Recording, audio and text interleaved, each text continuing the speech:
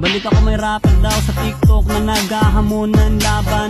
Walang personalan ko pero ano ba talaga gusto mong patunayan? Ano nga ba nakain mo para maisip mo bigla na ako ay labanan? Imposible akong talunin lalo na pag rap battle na ang usapan.